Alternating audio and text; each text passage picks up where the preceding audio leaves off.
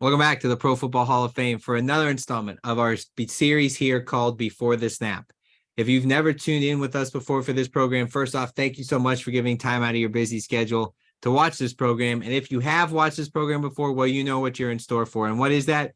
We're going to spend the next 45 minutes to an hour talking to somebody who works in and around the sport of professional football to showcase to students, young professionals all over the country what it takes to have a job in and around sports and some of the steps you can take to obtain that job and some of those tips and tricks for that next generation who are one day going to be sitting in our seats doing the things we're doing here today. So we're super excited to have another awesome special guest this week coming off a pretty good Thursday night. I'm sure he's going to talk all about that.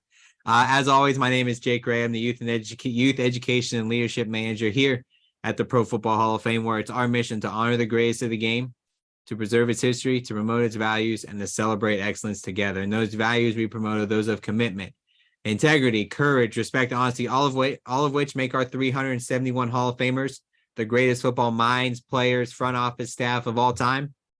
But it also made them great people and truly can make you a great student or great employee in any organization that you end up in. Before we do get started, we do have some people we'd like to thank.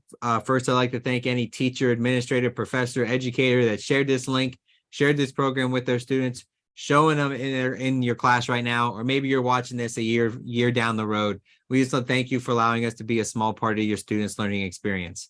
Secondly, we have to thank the students. Without this program, without you guys, this program doesn't take place. We are here to hear your questions, start your networking journey. As always, Nathan and I have all these questions we want to ask, but we want the students to drive the program today. So if you're tuning with us right now, we'll keep providing reminders throughout the program. Let us know where you're watching from. Submit your name, the school you're at, and then go ahead and ask your question there in the YouTube chat. If you don't have a question, that's okay. We want you to think over, come up with a really good one. Just let us know where you're watching from. We want to see all the great colleges and universities we have represented here watching this program today. And then lastly, have to thank our special guest today, Mr. Chris Fritzsching. And I hope I pronounced that right. There's a Z, a C, and H. Just want to make sure we get that right. But Chris, he wears many hats within the Lions organization.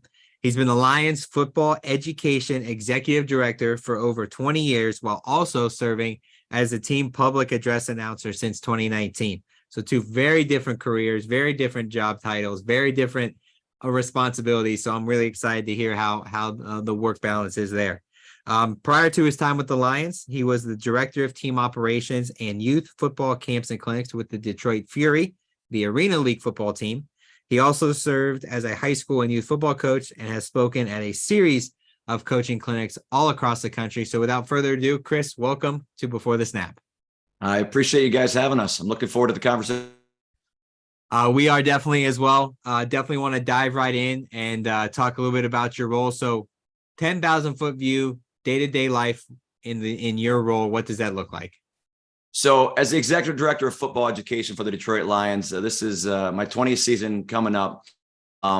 We provide educational experiences for children, parents, and coaches, focusing on character development, player health and safety, coaching knowledge, football, and fun. And that's really kind of our one-liner, what explains what we do in the football education space. So we're out in the schools conducting educational school assemblies right now. We've got a program called Lions Leaders for Life that we're talking to kids K through 6, 6 qualities that it takes to become a successful leader. We travel the state of Michigan, conducting summer camps all around the state of Michigan, obviously teaching them the game of football, but most importantly, the character side of things. We talk about what we call points of pride here in Detroit. We've got points that we share with campers and so forth, parents as well, to allow them to understand that, you know what, football is just the medium in which we teach. But when it's all said and done, we're teaching character education. That to us is the most important thing. So we conduct clinics for kids, and education programs for.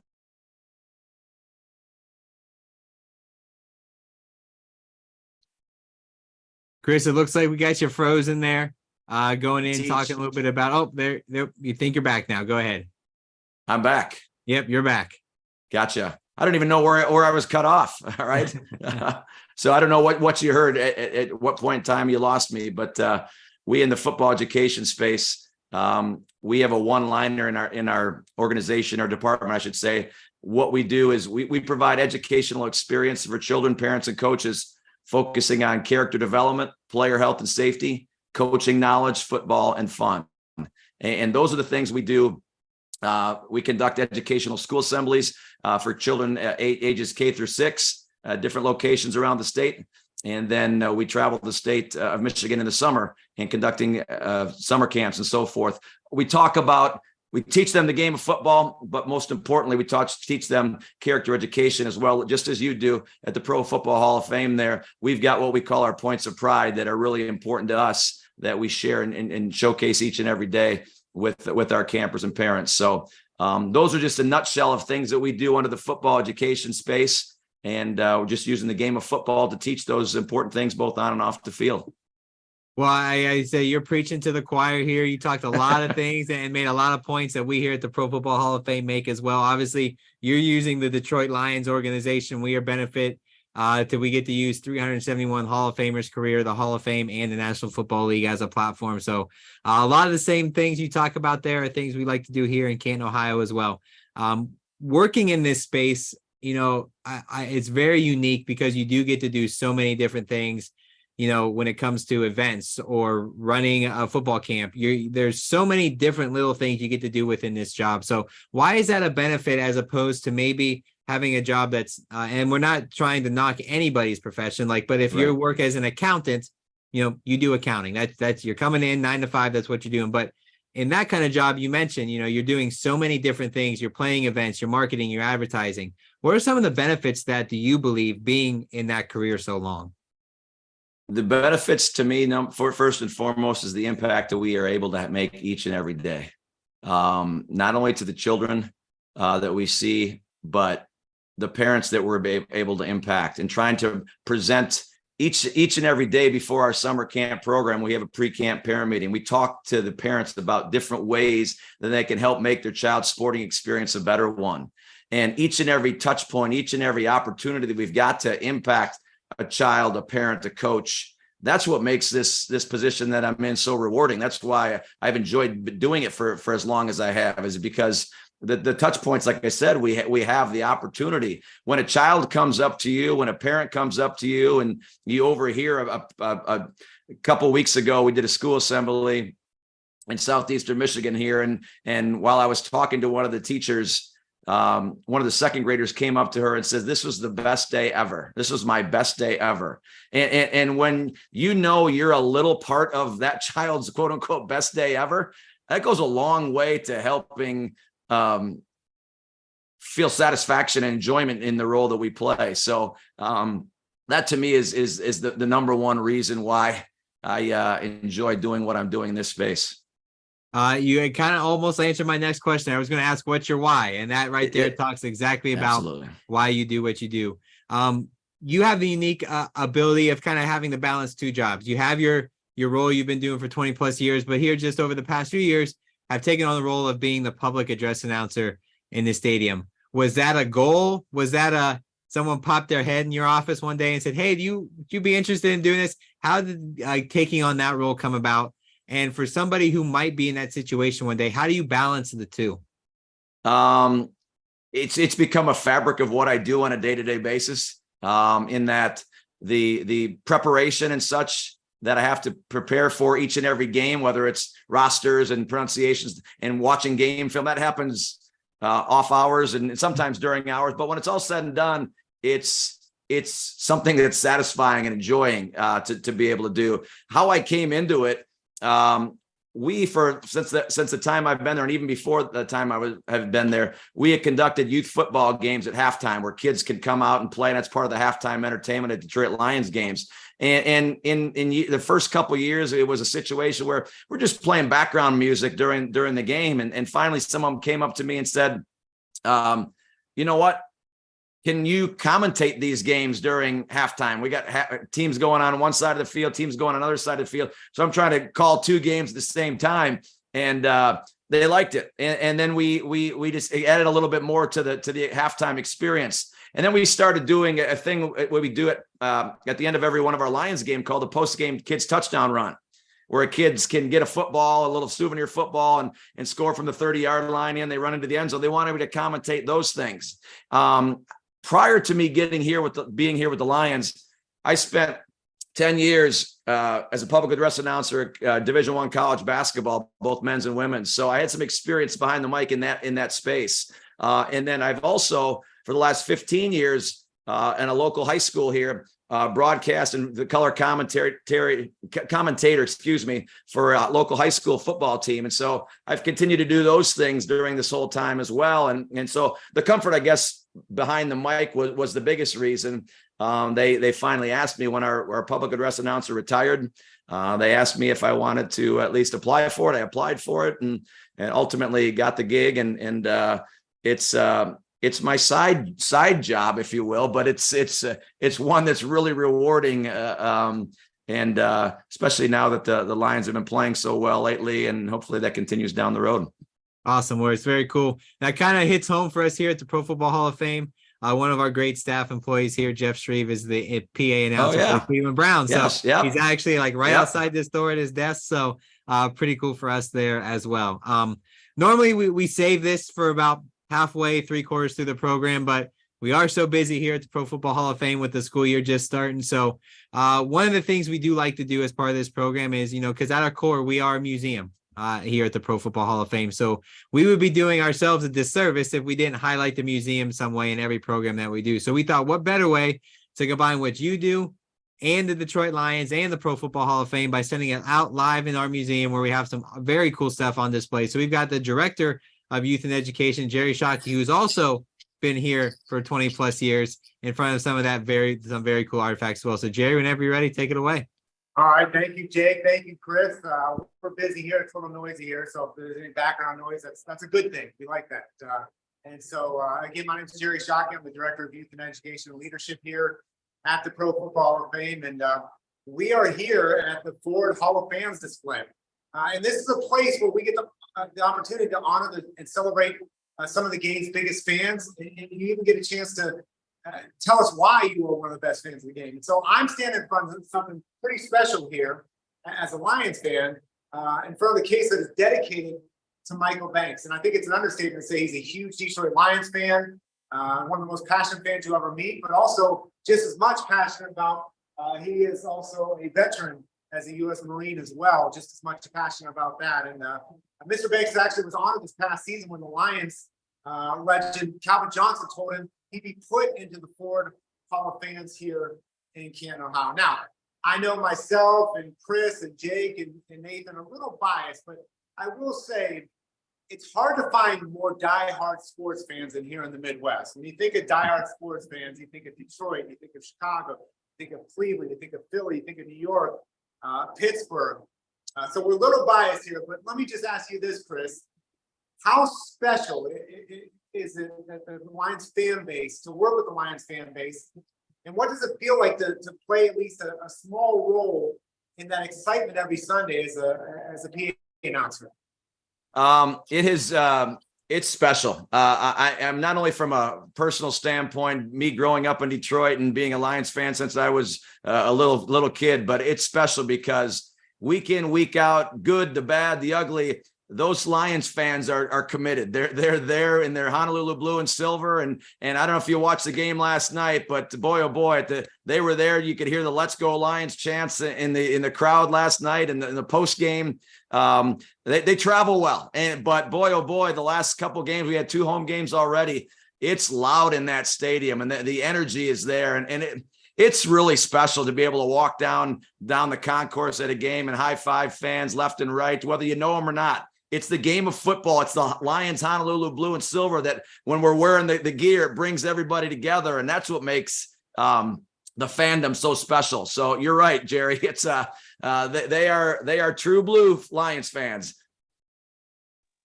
Well, thank you, Chris. I appreciate it. I am old school here. I go back, Chris, you probably know the name Tim Pendel. Tim and I were good friends, so I worked with Tim for years. So Jake and Nathan always laugh at me because I'm always bringing up people that worked 20 plus years ago in the NFL.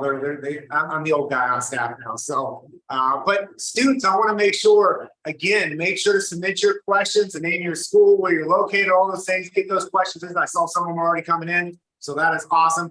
Chris, thank you for your time here today. It's an awesome program. We're excited to hear more from you about what you do and this exciting opportunity for students to not only learn more about careers in the NFL, but also a chance to network. So students, make sure you check out his LinkedIn profile and all that stuff and get connected. So thank you, Chris, and Jake, I'll send it back to you. Thanks, Jerry. Chris, along those same lines, we obviously talk about being involved with the fans and how important that is. We look at the game of football itself. We see it here at the Pro Football Hall of Fame, the impact our Hall of Famers have, but it's those values of the game that truly make them the football players and the people that they are. So looking at your career and your involvement in the game of football, how important is the game for those people who watch it, play it, coach it? And what are some of those life lessons you feel that the game of football can teach all those people? Yeah, I mean, we talk it all the time, just as you do. If football is family, and whether you're playing the game, coaching the game, or watching the game, it's a great game to be a part of. And so, what does the game of football teach? I mean, you could go on and on about the values that the game teaches. It's perseverance, it's commitment, it's communication, it's the values that you share at the Pro Football Hall of Fame. There, our points of pride in and around our summer camp programs: determined, courageous, noble, ferocious, united. Those are our points of pride as well. And so we could go on and on about some of the things that the game of football teaches. I think to us, the most important thing that we talk about, we feel, if you're going to have a successful football team, you're going to have a successful organization, you're going to have a successful group of people, anything, you got to be united, got to be together. And any successful team that goes on to win the Vince Lombardi Trophy has to be that way, and so forth. And we talk to the kids all the time about most important team they'll ever be a part of is their family. And they have a role in their family to be the best family they can be. And when it's all said and done too, it's we're biased in saying this, but football is a microcosm of life, we think, in that it teaches so many values. It teaches so many things that not only kids, but coaches and parents can learn as well. And so when you have success on the field, there's a reason. It starts usually at the top and it funnels its way down to those that are executing the plays and so forth. And it's really neat to see success and growth on a football field, because more times than not, it has to do with the leaders at the top and what they're trying to present to the players and the coaches under. Awesome. And I like to kind of take that and pivot a little bit. And especially when new coaches come into the building, obviously you've seen now Dan Campbell, who's been with the organization now for a few years. They do try to change the culture and make it their own. Not that that's a bad thing, but I really like to look at the relationship between the football side and how that kind of leaks over or bleeds over to the business side. Is Dan Campbell meeting with the entire staff and telling them, hey, this is our philosophy as an organization? How does the business side of the organization take those principles that the team is applying, within the locker room? It's I don't know that it comes directly necessarily. It comes, don't know if it's osmosis or what the word is, but you can feel it. It's just a different vibe with the way things are approaching the football side, the excitement, the enthusiasm. It leaps into the business side of things, and it's led by our general manager Brad Holmes, Dan Campbell. You mentioned Rod Wood. Those individuals are overseeing that change and that focus, and it's exciting each and every day. Not that it wasn't before. It's exciting each and every day to go to work and be a part and do what we do, because we know we're representing the Detroit Lions and so forth, and the growth we've had over the course of time. So it's evident that the changes are being made.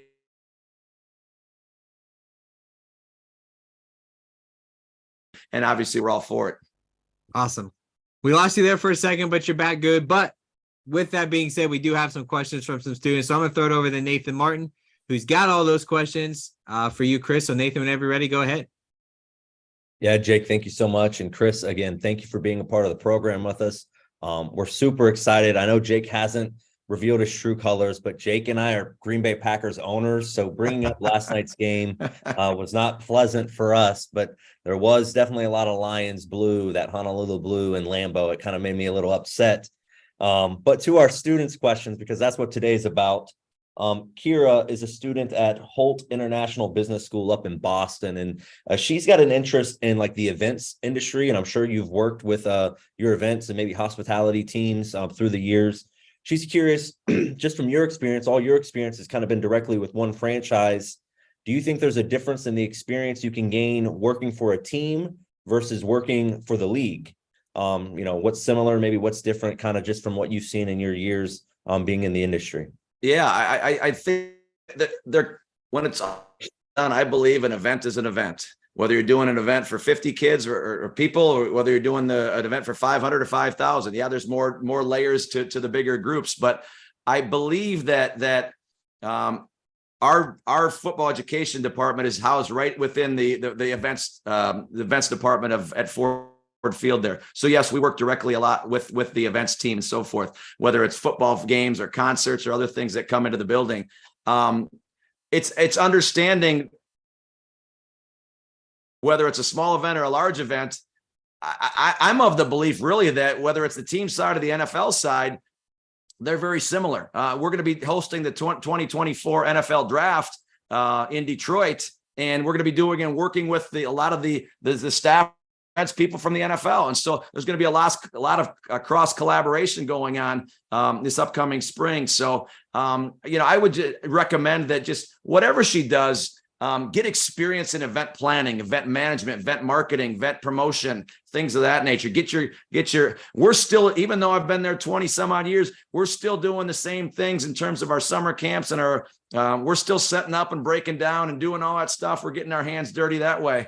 And so that's just part of what we do. And that's a part of how we feel we can impact those communities and those events. And so, I think, even though some events on the NFL side might be a larger scale, whether it's a club or the NFL, I think they're one and the same in terms of what ultimately needs to be done.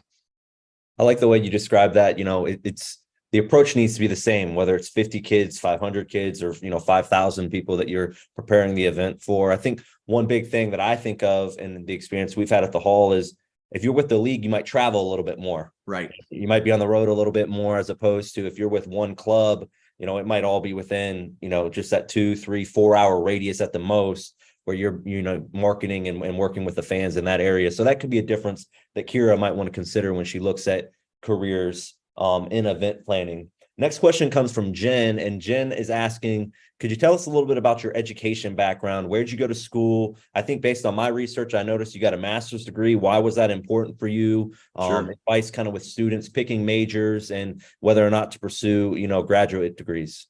Yeah, I got my undergraduate degree at University of Wisconsin Whitewater in general management. What are you smiling for, Jake? Yeah. Jerry's not in here anymore. Jerry's obviously an Alliance resident, big fan, graduate of the University of Mount Union. Mount Union, I see. So you bring up Wisconsin Whitewater, makes us Stark County residents just get a little bit of grin. Understood. I figured it was something like that. Yeah. No, I got a management degree at University of Whitewater. Got a coaching minor. I knew I always wanted to do is coaching. And then I did go back and got my master's degree at Indiana University in sports administration. For me, it's not for everybody, but for me, my reason for wanting to go back to get my master's degrees, I felt at the time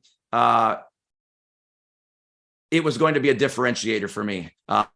That's the way I approached it. And it was always a goal that I had set for myself as well. I wanted to get a master's degree and I wanted to experience things at a different level, if you would please. A Division III school at University of Wisconsin Whitewater, Division I school at Indiana University. That was important to me.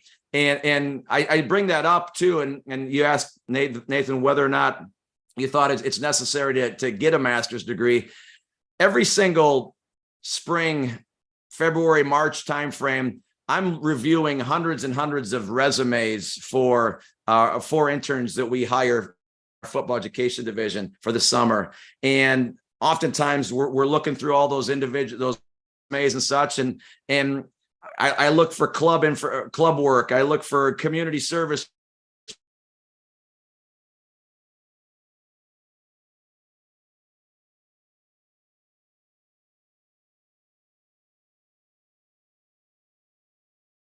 Looks like we lost Chris there for a little bit. I'm sure he'll connect back in, but I think he was just talking a lot about what the Lions look for in internships and things that students can do to set themselves up. So, Chris, are you there again? I am. Yes, I am.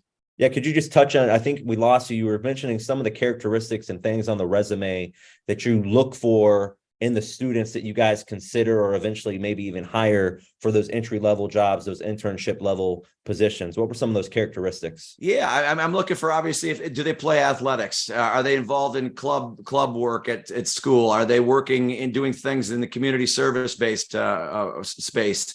But not to dissuade anybody from going to get a master's degree, but at the same time, I'm looking for differentiators. What's going to differentiate your resume from the others that I'm reviewing? I'll sometimes see 300 plus resumes to try to hire 4 interns. That's a lot to go through. There's got to be some differentiators to be able to understand what somebody's trying to get to. So I've always looked at it as that to me is important.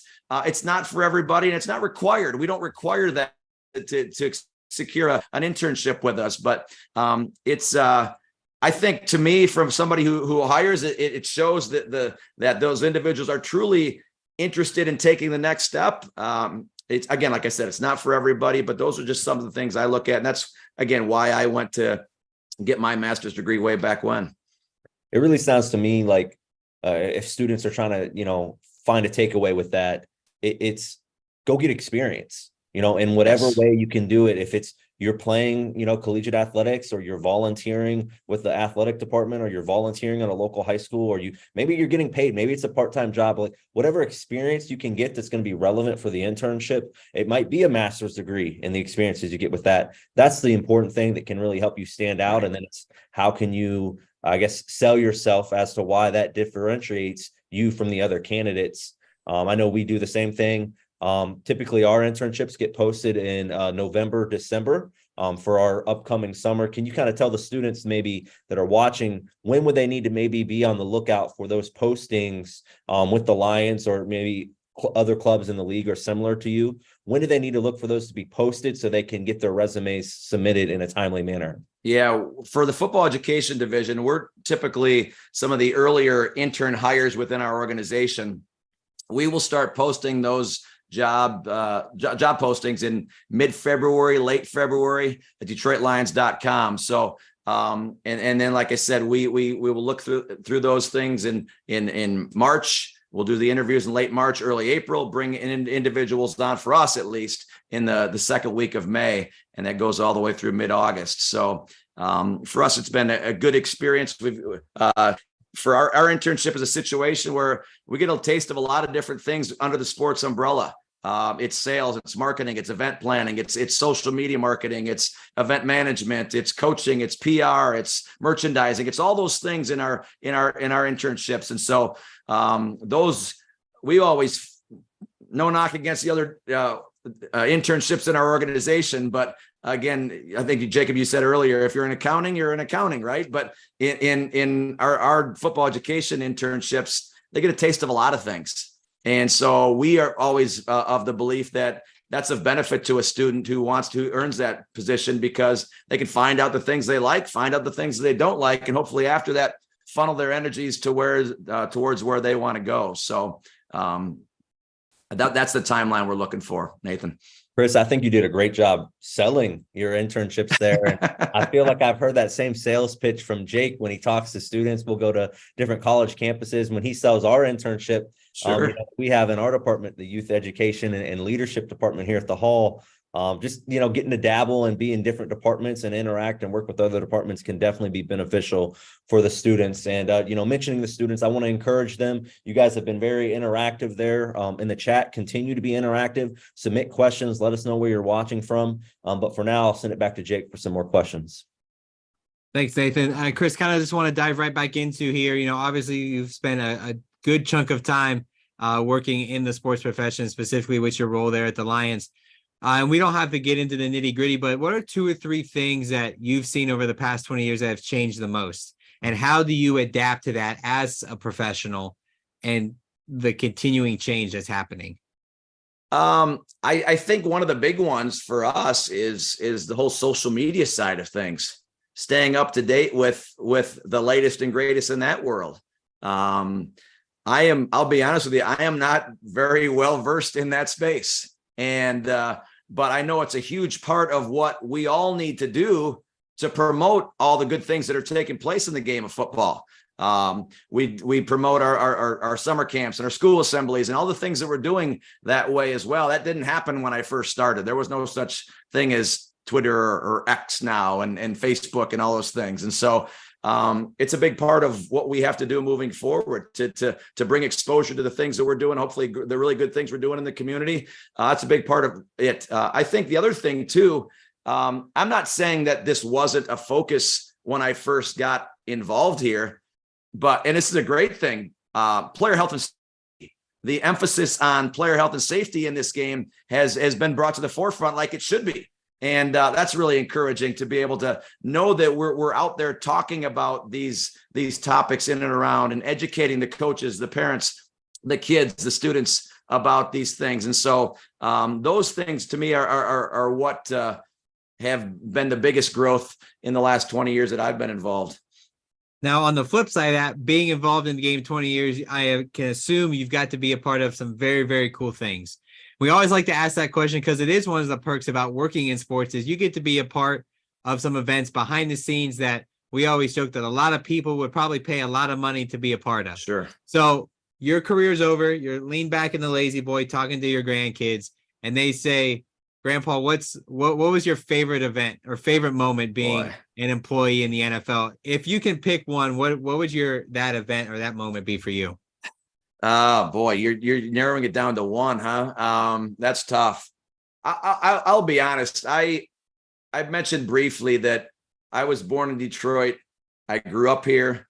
My dad had season tickets and would take me to a game. If my dad wasn't taking me to a game at the Pontiac Silverdome, my grandpa was taking me because he had season tickets. And so I went to training camps and stuff. So the Honolulu Blue is deep within me. And so that's really important. But before I started PA announcing, back in 2017, I was in stadium host. So I do a lot of the in-game promotions and things of that nature.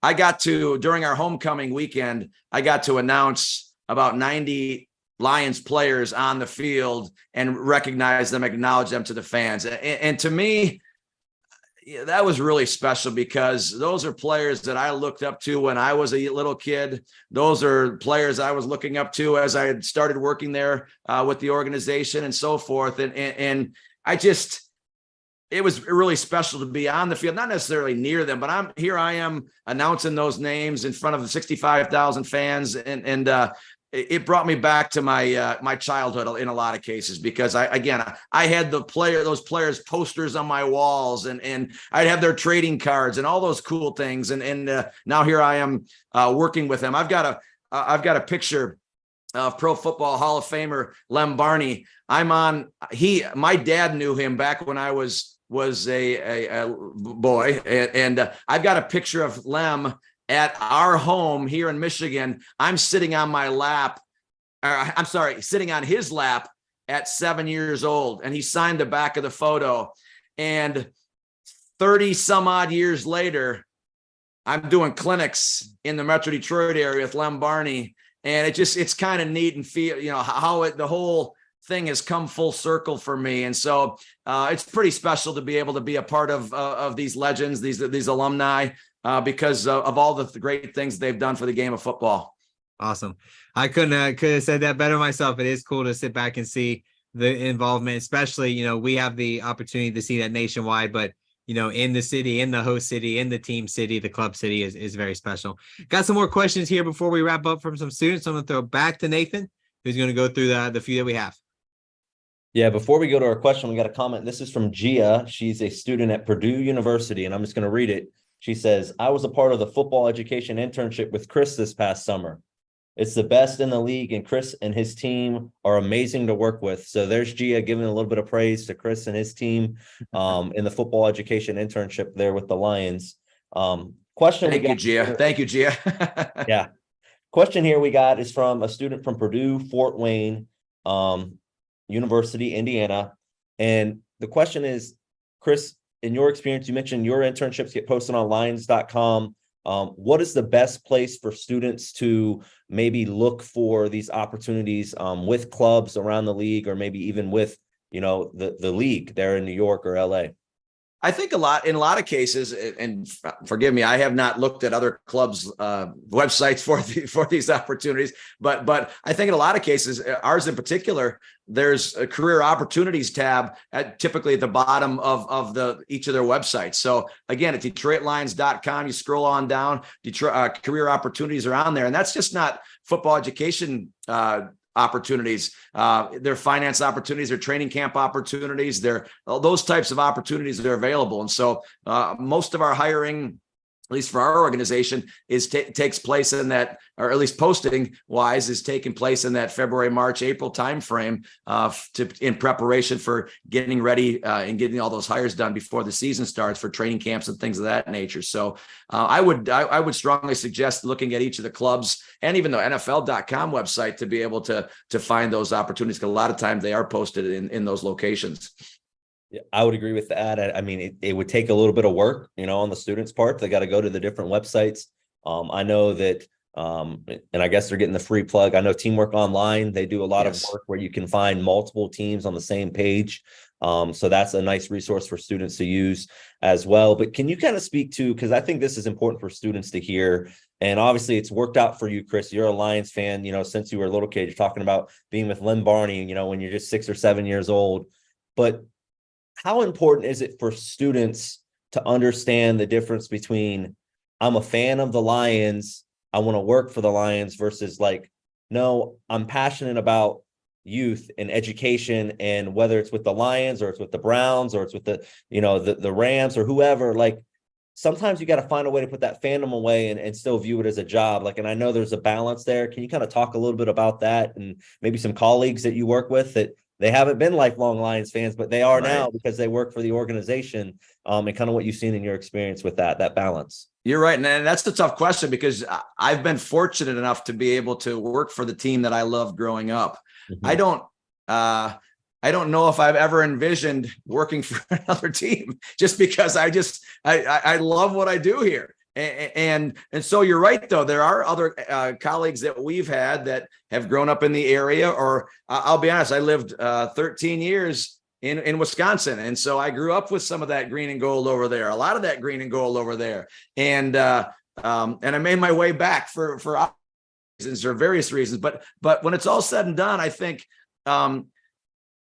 whether you're impacting someone who's wearing Honolulu blue and silver and a fan of that, or whether you're impacting somebody from any of the other 31 clubs, you're impacting individuals through the game of football.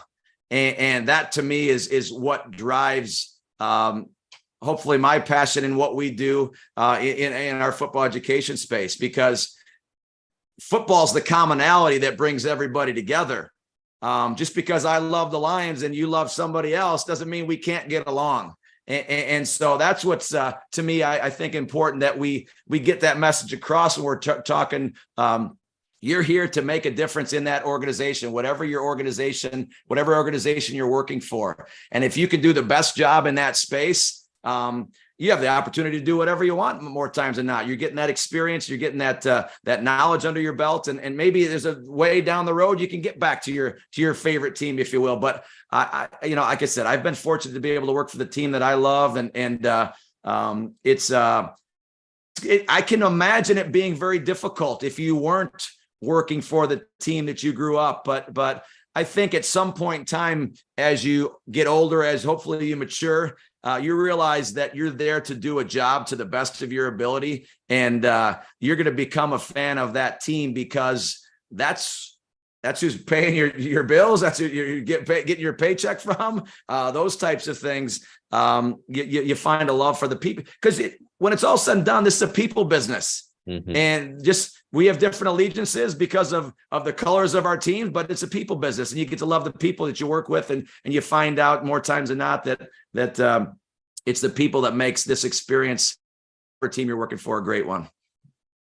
Yeah, I think it's a lot of great stuff there, related to it being a people business. And really I felt like you're going back to the why behind why you do what you do. And, whether you got, a logo on your chest that you've grown up and you've loved that team since you were a little kid, or it's a totally new team. I think it's important for our students to understand that not everybody is going to be lucky enough or, be able to get everything to fall in line the way that it's kind of worked out for you. You're with the team that you've grown up being a fan of, but if you know why you're doing what you want to do, if it's marketing, if it's sales, if it's, in education, you can make an impact, whether you're wearing, Lions colors or Packers colors or Saints colors, it doesn't matter.